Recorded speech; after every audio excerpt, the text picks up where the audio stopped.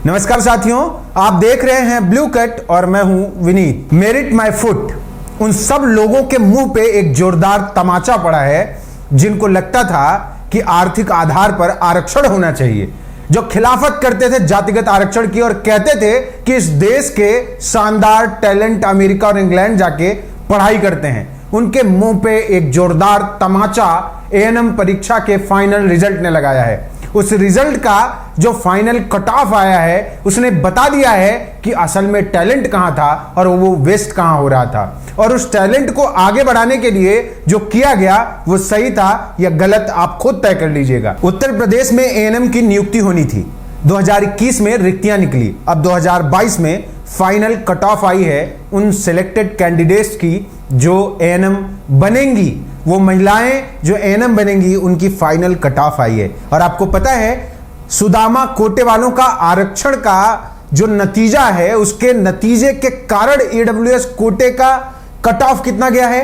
3 number, सिर्फ 3 number. मैं 3 number पे इतना जोर इसलिए दे रहा हूं कि जान लीजिए कि ये टैलेंट सही में देश से बाहर जा रहा था, कि यहां जो देश में टैलेंट था वो इस्तेमाल हो रहा था अब तक आरक्षण के जरिए। ईडब्ल्यूएस के बाद किस तरीके से उस आरक्षण का गलत इस्तेमाल हो रहा है, किस तरीके से असंवैधानिक तरीके से आर्थिक आरक्षण देकर बेवकूफ बनाया जा रहा है और उसके जरिए ऐसे नाकाबिल लोगों को सामने लाया जा रहा है, उसका एक सबूत है। वो देख लें कि ओबीसी एससी एसटी की महिलाएं कितनी जागरूक और शिक्षित हैं, कितना असर है उनके ऊपर शिक्षा का, कितना असर है आरक्षण का, और कौन काबिल है कौन नहीं काबिल है ये आप खुद समझ लीजिए। जिस तरीके से ईडब्ल्यूएस को जबरदस्ती लागू किया गया, सुप्रीम कोर्ट में जातिवादी नजरिए के तहत ईडब्ल्यूएस पर सुनवाई नहीं हो रही है, लगातार ईडब्ल्यूएस का मामला सुप्रीम कोर्ट में लटका हुआ है। वो बताता है कि किसके साथ अब तक धोखा हो रहा था और अब किसके साथ धोखा किया जा रहा है।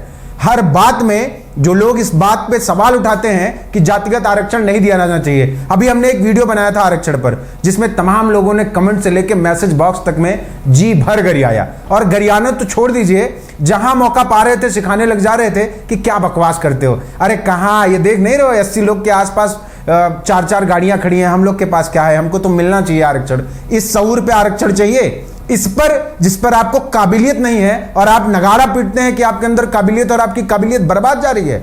ओबीसी एससी एसटी का हक आपने सालों मारा, सदियों मारा, तब आपको इस बात से फर्क नहीं पड़ा था क्या? आप अलग से आरक्षण लेके बैठे हुए हैं, तब आपको इस बात पे सवाल उठाने की जरूरत नहीं लगी है, तब मजा आ रहा था। और आज जब आपको ईडब्ल्यूएस कोटे से आरक्षण मिल गया और धोखे से दिया गया, तब आपने क्या रंग दिखाया है देख लीजिए। 66,000 रुपए तकरीबन हर महीने कमाने वाले लोग ईडब्ल्यूएस के जरिए गरीब बनके, सुदामा बनके मलाई काट रहे हैं। इंतजार इस बात का है उनको कि कब ओबीसी एससी एसटी के लोग वैसे ही हजारों साल पीछे चले जाएं जैसे उनके नीचे दबे कुचले थे, भले ही वो महामूर्ख थे, भले ही वो कंपटीशन में ओबीसी के 42 की बजाय अपने 3 नंबर लाते हों, लेकिन वो चाहते हैं कि आज भी ओबीसी एससी एसटी के लोग आगे ना बढ़े।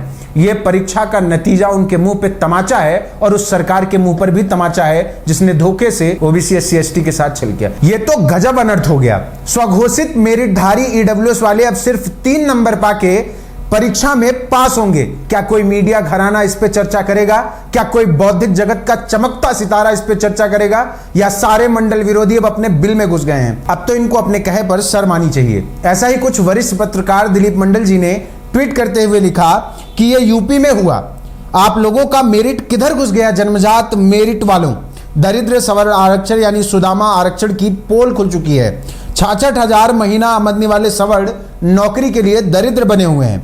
ये बंद होना चाहिए, सुप्रीम कोर्ट इसकी समयबद्ध सुनवाई करे। ईडब्ल्यूएस फ्रॉड, ऐसा दिलीप मंडल जी ने इसलिए लिखा कि वो लगातार ईडब्ल्यूएस मामले पर अपनी आवाज उठाते रहे हैं, और इस बात पर भी कि सुप्रीम कोर्ट ने अपने कैसे जातिवादी नजरिए के कारण ईडब्ल्यूएस मामले की सुनवाई अब तक सुप्रीम कोर्ट में नहीं की है और समय नहीं दिया है।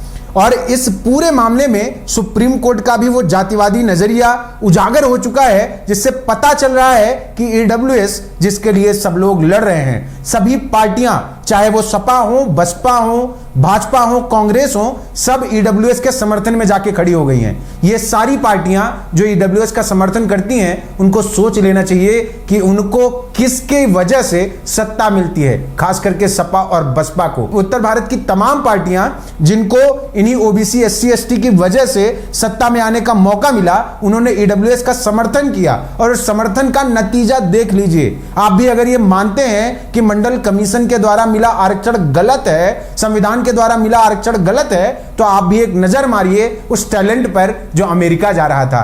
क्या सही में यही टैलेंट था जिसको अमेरिका भेजने की जरूरत थी? क्या यही टैलेंट था जिसके लिए ओबीसी, एससी, एसटी के आरक्षण पर उठते सवालों पर अखिलेश यादव जैसे और मायावती जैसे नेता अपनी तरफ से आवाज नहीं उठाते? क्या यही टैलेंट था जिसकी वजह से वो ईडब्ल्यूएस के समर्थन में थे, इन्हीं टैलेंटों को जगह देने के लिए? और ये टैलेंट सिर्फ क्या 15% लोग जिनकी आबादी मुश्किल से है, उनको पूरे में 10% आरक्षण मिल गया, उनके लिए ये टैलेंट दिखाना ज्यादा जरूरी था? और वो भी आर्थिक आधार पे, जो कि संवैधानिक है ही नहीं, और उसका समर्थन आप हर जगह करते फिर रहे हैं। ये तमाम विरोधी पार्टियां और सत्ता में बैठी पार्टियों के लिए भी आईना है, और उनके लिए भी जो लोग मंडल कमीशन के खिलाफ बकबक किया करते हैं, उनके लिए भी जो जात के आधार पर मिल रहे आरक्षण के खिलाफ कुछ भी बोलते फिरते हैं, जिनको लगता है कि जात के आधार पर आरक्षण नहीं मिलना चाहिए। और आपको अगर फिर भी लगता है कि जात के आधार पर आरक्षण नहीं मिलना चाहिए, तो हमारा पिछला वीडियो जरूर देखिएगा, लिंक आपको डिस्क्रिप्शन में दे रहे हैं। और अगर आपको हमारा ये वीडियो पसंद आया हो तो बने रहिए ब्लूकैट के साथ। धन्यवाद।